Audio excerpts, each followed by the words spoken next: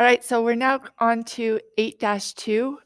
This lesson, we're learning about how we can find the area and the circumference of circles. So there's two important formulas that you're going to need for this. They're probably not new. You've probably heard them before, but the area of a circle, we're just going to call it A. The area of the circle is pi times r squared, where r is the radius. Okay, so we're going to be using r in all of these nice lovely formulas. R stands for radius. Pi is a number. Your calculator knows what it is. It will round it in your calculator. And then A stands for area. Okay, for the circumference, let's call it C. Their circumference is 2 times pi times r. Okay, so again, these are all just multiplied together. You're just going to find all of those. So if you'll notice, for both the area and the circumference, in order to be able to find those, pi is a number, so you just need to know the radius.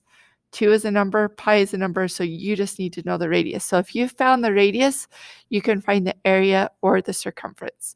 So that's kind of the first thing that I do. Let's look at example 1 here.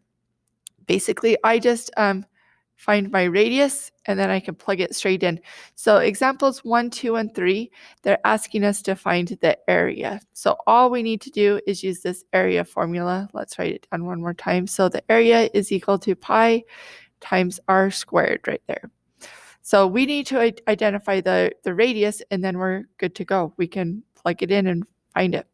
All right, so this one is easy. Notice it told me that radius from the segment that's from the center of the circle to a point on the circle. That is just 12. So watching as we just plug this in for the r right there, this is going to be area here is equal to pi times r, which is 12 squared.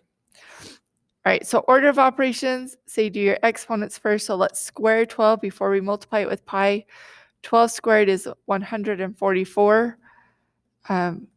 And then usually we're going to write the number before pi. For some reason, we treat it kind of like a variable. We always write it last. So we're just going to write 144 pi. And that is our answer.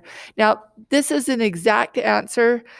Sometimes people will want to have you actually put that in your calculator. If you type in 144, and then where's the pi button?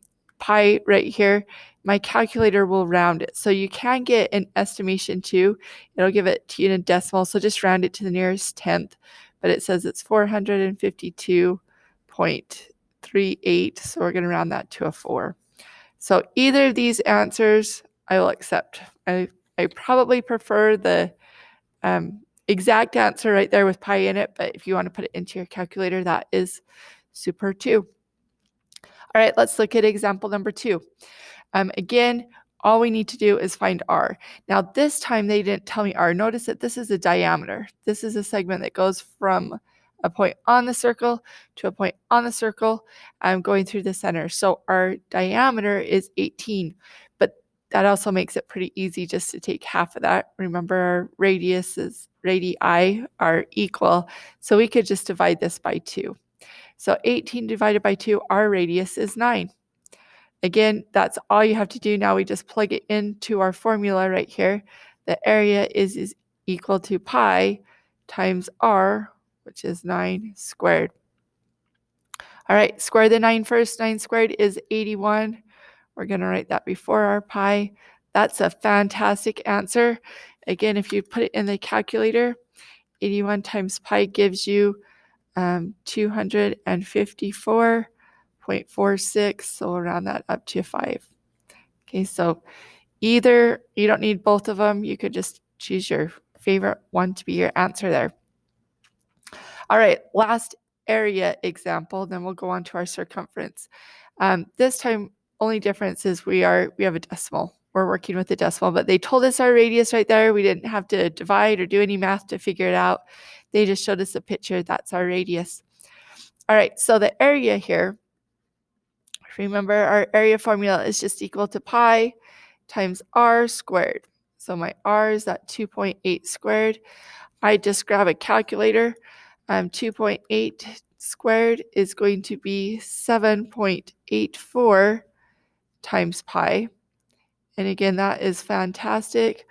Or you could go ahead and plug that into a calculator, and that pi, which is the 3.1415, and it keeps going forever, times this 7 gives us a 24.6.